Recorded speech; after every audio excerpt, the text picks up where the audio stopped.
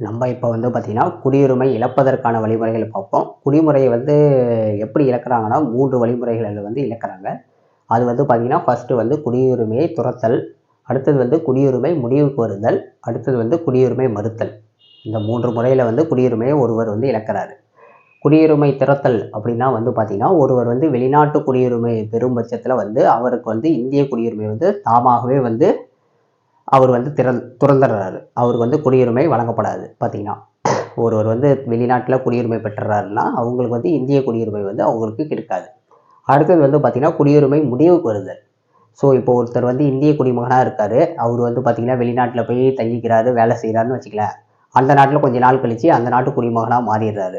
குடிமகனா மாறுனதுக்கு அப்புறம் அவருக்கு ஆட்டோமேட்டிக்கா வந்து பார்த்தீங்கன்னா, இந்திய குடிமகனாக அவருக்கு வந்து பார்த்தீங்கன்னா, இந்திய குடியுரிமை வந்து முடக்கப்பட்டு விடும்.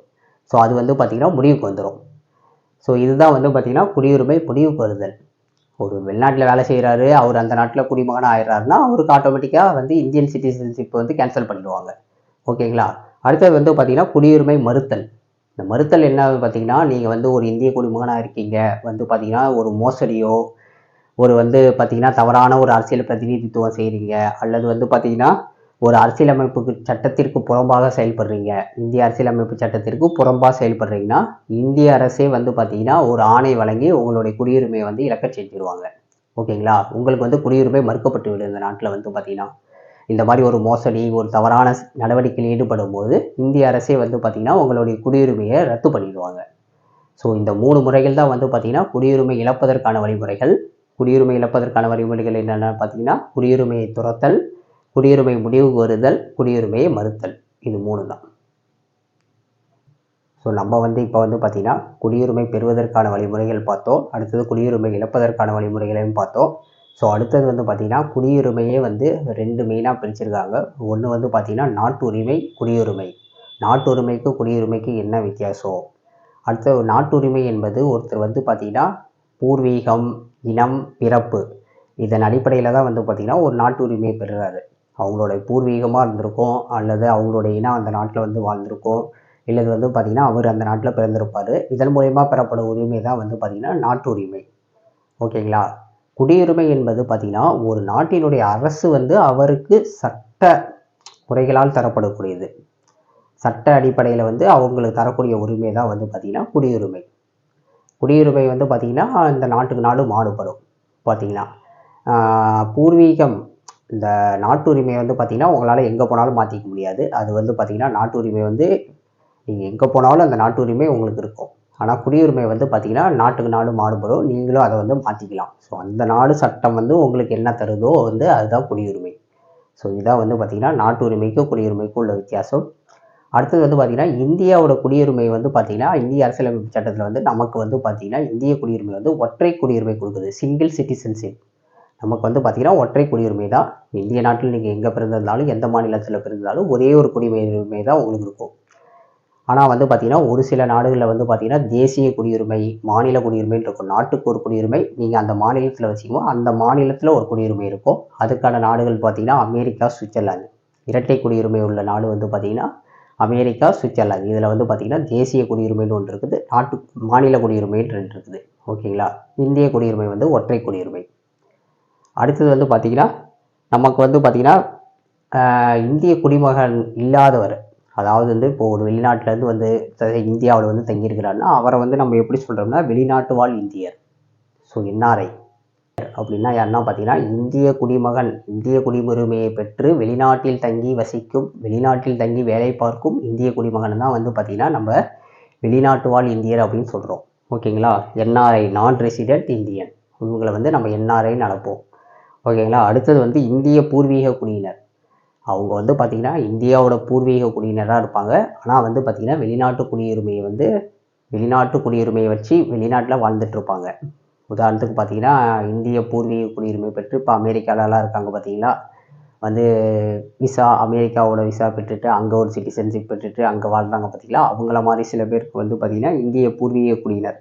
Person of Indian origin. அவங்க வந்து இந்தியாவுல வந்து பூர்வீகமா இருந்திருப்பாங்க. அவங்க வந்து பார்த்தீங்கன்னா, வெளிநாட்ல வந்து பார்த்தீங்கன்னா, குடியுரிமை பெற்று இப்ப வந்து வாழ்ந்துட்டு இருப்பாங்க. அது வந்து பார்த்தீங்கன்னா, ஒரு குறிப்பிட்ட ஒரு நாடுகள் சொல்றாங்க. இந்த நாடுகள் நீங்களாக இருப்பவங்களுக்கு வந்து பார்த்தீங்கன்னா, இந்த குடியுரிமை வந்து நம்மளுக்கு வந்து பொருந்தும். பாகிஸ்தான், வங்காளதேசம், நேபாளம், சீனா அந்த மாதிரி வந்து ஒரு 7 நாடுகள் சொல்கிறாங்க. அந்த நாடுகளுக்கு வந்து பார்த்திங்கன்னா இது வந்து பொருந்தாது. அடுத்தது வந்து பார்த்திங்கன்னா இந்த person of Indian origin PIO முறையை வந்து பார்த்திங்கன்னா 9/1/2015 அன்னைக்கு வந்து பார்த்திங்கன்னா இதை வந்து மாற்றிடுறாங்க. எப்படின்னா OCI overseas citizen of Indian card holder overseas citizens of Indian card holder. அதாவது வந்து பார்த்திங்கன்னா வெளிநாட்டிலேருந்து வர குடிமகன் வந்து இங்கே தங்கி வேலை செய்கிறவங்களுக்கு பார்த்திங்கன்னா ஒரு குடியுரிமை தராங்க. அதுதான் வந்து பார்த்திங்கன்னா இந்த overseas citizenship of Indian card holder. இந்த கார்டு ஹோல்டர் வச்சுருக்கவங்க இங்கே தங்கி வேலை செஞ்சுக்கலாம். ஓகேங்களா? அவங்களுக்கு இப்போ பாகிஸ்தான், வங்காளதேசம் நீங்களாக இந்த 2 கண்ட்ரிலேருந்து தவிர மற்ற எந்த நாட்டிலேருந்து வந்தாலும் அவங்களுக்காக இங்கே வந்து பார்த்திங்கன்னா அந்த குடியுரிமை தராங்க. அடுத்தது வந்து பார்த்திங்கன்னா நம்ம இந்த குடியுரிமை ஓகேங்களா, இந்த வெளிநாட்டு வாழ் இந்தியர் தினம், வெளிநாட்டிலேருந்து வந்தவங்களுக்கு இங்கே வந்து வாழ்கிறதுக்கான இந்த இந்தியர் தினம், பிரவாசி பாரதிய தினம் வந்து என்னைக்கு அனுசரிக்கிறாங்கன்னா ஜனவரி 9. ஓகேங்களா? இந்த ஜனவரி 9 வந்து எதை மென்ஷன் பண்ணி அனுசரிக்கிறாங்கன்னா வந்து காந்தியடிகள் வந்து பார்த்திங்கன்னா தென்னாப்பிரிக்காவில் வருகை புரிந்த அன்றைக்கு வந்து ஜனவரி 9. ஸோ அதை வந்து மென்ஷன் பண்ணி இதை வந்து பார்த்திங்கன்னா கொண்டாடுறாங்க இந்த தினத்தை வந்து. இது ரொம்ப முக்கியம். வெளிநாட்டு வாழ் இந்தியர் தினம். ஓகேங்களா? ஜனவரி 9 பிரவாசி பாரதிய தினம். ஓகேங்களா? அடுத்தது வந்து பார்த்திங்கன்னா நம்ம வெளிநாட்டிலேருந்து இங்கே வந்து தங்கியிருக்காங்கல்ல, அவங்கள வந்து இந்திய குடிமகனாக இல்லாதவங்களை வந்து நம்ம 2 வகையாக பிரிக்கலாம். ஒன்று வந்து பார்த்திங்கன்னா அந்நியர்னா ஏலியன் அப்படின்னு சொல்லுவாங்க. ஸோ இவங்க யாருன்னா வந்து பார்த்திங்கன்னா வெளிநாட்டிலேருந்து இங்கே வந்து தங்கியிருப்பாங்க, படிப்பாங்க, இல்லை வேலை செய்வாங்க, யாரோ ஒருத்தர் வந்து பார்த்திங்கன்னா. ஆனால் நம்மளுக்கு வந்து இவங்களுக்கு வந்து இந்திய குடிமகனாக இருக்க மாட்டாங்க, வேலை செஞ்சு படிச்சுட்டு அவங்க ஊருக்கு போயிடுவாங்க. இவங்க வந்து பார்த்திங்கன்னா அந்நியர் அப்படின்னு சொல்லுவோம். அடுத்தது வந்து குடியேறியவர் இமிகிரண்ட். ஸோ இவங்க வந்து பார்த்திங்கன்னா வெளிநாட்டிலேருந்து வந்திருப்பாங்க, இங்கேயே வந்து குடியேறி தங்கி வேலை செய்கிறவங்க. ஓகேங்களா? இவங்க வந்து இமிகிரண்ட். ஓகேங்களா? குடியேறியவர் இவரை சொல்லுவோம். ஸோ இதுதான் வந்து பார்த்திங்கன்னா மெயினாக நம்ம வந்து குடியுரிமை டாப்பிக்கில் பார்க்குறோம். குடியுரிமை வந்து பார்த்திங்கன்னா மெயினாக வந்து பார்த்திங்கன்னா நம்ம இந்திய அரசியலமைப்பு சட்டத்தில் பாகம் 2 வந்து பார்த்திங்கன்னா சொல்லப்பட்டிருக்குது. பகுதி 2 வந்து குடியுரிமைக்கான நம்மளுக்கு விதிகள் வந்து பார்த்திங்கன்னா 5 முதல் 11 வரை இதுக்கான விதிகள் சொல்லியிருக்காங்க. ஓகேங்களா? இந்திய அரசியலமைப்பு சட்டத்தில் பகுதி 2 ஆர்டிக்கல் 5 to 11 அதில் வந்து பார்த்திங்கன்னா இந்த குடியுரிமை சட்டத்திற்கான எல்லா விதிகளை பற்றியும் சொல்லியிருக்காங்க. ஓகேங்களா? இதான் நம்ம வந்து பார்த்திங்கன்னா குடியுரிமை டாப்பிக்கில் நம்ம மெயினாக பார்த்தது. ஸோ இப்போ வந்து நம்ம ஃபஸ்ட்லேருந்து மறுபடியும் வந்து என்ன நான் பார்த்தங்கிறத அப்படியே ஒரு ஷார்ட்டாக வந்து நம்ம ரிவைஸ் பண்ணிக்குவோம். ஓகேங்களா?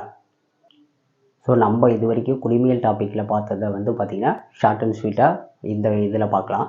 ஓகேங்களா? ஃபஸ்ட்டு நம்ம என்ன பார்த்தோம்? குடிமையல் அப்படின்னா என்னன்னு பார்த்தோம். குடிமையல் என்பது ஒரு நாட்டினுடைய அரசாங்கத்தை பற்றியும் அந்த நாட்டினுடைய உரிமைகளையும் கடமைகளையும் பற்றி படிக்கும் பிரிவுக்கான இயல் தான் வந்து பார்த்திங்கன்னா குடிமையியல் எனப்படும். இது இந்திய அரசியலில் இது ஒரு பகுதி குடிமையல் என்பது. ஓகேங்களா? அடுத்தது வந்து குடிமகன் அப்படிங்கிறது வந்து என்னன்னா வந்து குடிமகனுங்கிற சொல் வந்து பார்த்திங்கன்னா சிட்டிசன், இங்கிலீஷில் வந்து பார்த்திங்கன்னா சிட்டிசனுங்கிற சொல் தான் வந்து பார்த்திங்கன்னா சிவிஸ் என்ற லத்தீன் சொல்லிருந்து வந்து வந்தது. ஸோ இது வந்து பண்டைய ரோமாபுரி அரசில் வந்து பார்த்திங்கன்னா நகர நாடுகள் என்ற ஒரு அமைப்பு இருந்துச்சு. அந்த அமைப்பில் வந்து பார்த்திங்கன்னா மக்கள் எல்லாத்தையும் வந்து குடியிருப்பாளர்கள் அப்படின்னு சொல்லிட்டு வந்தாங்க. ஓகேங்களா? அதில் வந்து பார்த்திங்கன்னா குடியிருப்பாளர்கள்னால் நகர அரசில் வசிப்பவர் என்று சொல்லுவாங்க. ஸோ இந்த நகர நாடுகள் அமைப்பு வந்து பார்த்திங்கன்னா காலப்போக்கில் மாறி மாறி அது வந்து பார்த்திங்கன்னா மறைந்ததுக்கப்புறம் வந்து சிட்டிசன் அப்படின்னா வந்து பார்த்திங்கன்னா நாடுகளின் உறுப்பினர் அப்படின்னு சொன்னாங்க. இப்போ வந்து பார்த்திங்கன்னா குடிமகன் அப்படின்னு சொல்கிறாங்க. ஓகேங்களா? அப்புறமேட்டுக்கு வந்து பார்த்திங்கன்னா இந்த குடிமகன் அப்படிங்கிறதுக்கு என்ன ஒரு டெஃபனேஷன் அப்படின்னு பார்த்திங்கன்னா ஒரு நாட்டினுடைய அனைத்து சட்டங்களையும் சலுகைகளையும் பெற்றுக்கொண்டு அந்த நாட்டினுடைய சட்டத்திட்டங்களை மதித்து மேலும் வந்து அவருக்கான கடமைகளை ஆற்றுபவர் தான் வந்து பார்த்திங்கன்னா ஒரு நாட்டினுடைய குடிமகன் ஆகிறாரு. ஓகேங்களா? அடுத்தது வந்து பார்த்திங்கன்னா குடியுரிமை என்பது வந்து பார்த்திங்கன்னா ஒரு நாட்டில் வசிக்கும் குடிமகனுக்கு அந்த நாடு வழங்கக்கூடிய சட்ட ரீதியான உரிமைகள் தான் வந்து பார்த்திங்கன்னா குடியுரிமை எனப்படும். அடுத்தது இந்த குடியுரிமை சட்டம் வந்து இந்தியாவில் வந்து எப்போ இயற்றப்பட்டதுன்னா 1955ஆம் ஆண்டு இயற்றப்பட்டது. இது வந்து பார்த்திங்கன்னா 8 முறை திருத்தம் பண்ணியிருக்காங்க. முதல் குடியுரிமை வந்து பார்த்திங்கன்னா நம்மளுக்கு காமன்வெல்த் குடியுரிமை வழங்கியது. காமன்வெல்த் நாடுகளில் இருக்கிற எல்லா நாடுகளோட கூட்டமைப்பு சேர்ந்து ஒரு குடியுரிமையை வச்சுருந்தாங்க. அது வந்து 2003 நீக்கப்பட்டது. ஓகேங்களா? அடுத்தது வந்து பார்த்திங்கன்னா இந்த குடியுரிமை வந்து பார்த்திங்கன்னா இந்திய அரசியலமைப்பு சட்டத்தில் பகுதி 2 விதிகள் வந்து 5 முதல் 11 வரை கூறப்பட்டுள்ளது குடியுரிமைக்கான விதிகளில். அடுத்தது வந்து பார்த்திங்கன்னா குடியுரிமை அப்படிங்கிற வந்து பார்த்திங்கன்னா 2 வகைப்படும். ஒன்று வந்து பார்த்திங்கன்னா இயல்பு குடியுரிமை, பிறப்பால் பெறும் குடியுரிமை. ஒரு நாட்டில் பிறப்பதனால பெறக்கூடிய குடியுரிமை வந்து இயற்கை குடியுரிமை, அது வந்து பிறப்பால் பெறக்கூடிய குடியுரிமை. இயல்பு குடியுரிமை அப்படிங்கிறது வந்து விண்ணப்பித்து பெறக்கூடிய குடியுரிமை, இது வந்து பார்த்திங்கன்னா இயல்பு குடியுரிமை எனப்படும். அடுத்து வந்து பார்த்திங்கன்னா 1955வது இந்த குடியுரிமை சட்டம் வந்து குடியுரிமை பெறுவதற்கான 5 வழிமுறைகளை சொல்லியிருக்குது. ஒருவர் வந்து ஒரு நாட்டில் வந்து குடியுரிமை பெறுறதுக்கு என்னென்ன வழிமுறைகள் இருக்குது அப்படின்னு பார்க்கலாம். அது மெயினாக வந்து பார்த்திங்கன்னா மேஜர் கேட்டகரியாக பிறப்பால் பெறும் குடியுரிமை, வம்சாவளி மூலம் பெறக்கூடிய குடியுரிமை, அடுத்தது வந்து பார்த்திங்கன்னா பதிவின் மூலம் பெறக்கூடிய குடியுரிமை, அடுத்தது வந்து இயல்பு குடியுரிமை, பிரதேசங்களை இணைத்தல் மூலம் பெறக்கூடிய குடியுரிமை. அதே வந்து பார்த்திங்கன்னா அதே சட்டம் வந்து குடியுரிமை இழப்பதற்கான 3 வழிமுறைகளை சொல்லியிருக்குது. அது வந்து பார்த்திங்கன்னா குடியுரிமையை தானாக முன்வந்து துரத்தல், குடியுரிமை வந்து பார்த்திங்கன்னா முடக்கப்படுதல். இந்திய அரசால் அவங்க வெளிநாட்டு குடிமகனாக மாறும்போது வந்து பார்த்திங்கன்னா இந்திய அரசே அவங்களோட குடியுரிமையை வந்து முடிவு கொண்டு வந்துடும். ஓகேங்களா. அடுத்து வந்து குடியுரிமை மறுத்தல், மோசடி, தவறான பிரதிநிதித்துவம், அல்லது வந்து பார்த்திங்கன்னா இந்திய அரசியலமைப்பு சட்டத்திற்கு புறம்பாக செயல்பட்டால் வந்து பார்த்திங்கன்னா குடியுரிமை அவர்களுக்கு வந்து ஒரு ஆணை மூலமாக பிறப்பித்து மறுக்க செஞ்சிருவாங்க. ஓகேங்களா. இந்த 3 முறையில் வந்து குடியுரிமையை ஒருத்தர் வந்து இழந்துடுறாரு. அடுத்தது வந்து பார்த்திங்கன்னா நமக்கு இந்தியா வந்து பார்த்திங்கன்னா ஒற்றை குடியுரிமை, நம்ம இந்திய நாட்டின் குடியுரிமை வந்து ஒற்றை குடியுரிமை தான், சிங்கிள் சிட்டிசன்ஷிப். நிறைய நாடுகளில் வந்து நிறைய இரட்டை குடியுரிமை இருக்குது. ஒன்று வந்து பார்த்திங்கன்னா அமெரிக்கா, சுவிட்சர்லாந்து, இங்கெல்லாம் வந்து இரட்டை குடியுரிமை இருக்குது. ஒன்று வந்து தேசிய குடியுரிமை, இன்னொன்று வந்து பார்த்திங்கன்னா மாநில குடியுரிமை. அடுத்தது வந்து பார்த்திங்கன்னா இந்தியாவில் வந்து வசிக்கிற வெளிநாட்டவர்களை வந்து நம்ம வந்து என்ஆர்ஐ அப்படின்னு சொல்கிறோம். இவங்க வந்து பார்த்திங்கன்னா இந்திய கடவுச்சீட்டினை பெற்று பாஸ்போர்ட்டை பெற்று வெளிநாட்டில் வேலை செய்கிறவங்கள என்ஆர்ஐன்னு சொல்லுவோம். அடுத்தது வந்து person of origin India. So இந்தியாவை பூர்வீகமாக கொண்ட மூதாதையர்களை கொண்டவர்கள் வந்து பார்த்திங்கன்னா பர்சன் ஆஃப் ஆர்ஜின் ஆஃப் இந்தியான்னு என்று சொல்லுவோம். அவங்க வந்து இந்திய குடிமகனாக இருந்தால் அவங்க வந்து பார்த்திங்கன்னா வெளிநாட்டில் தங்கி வேலை செஞ்சுருந்தாலும் அவங்க வந்து பார்த்திங்கன்னா இந்திய குடிமகன் அப்படின்னு சொல்லுவோம்.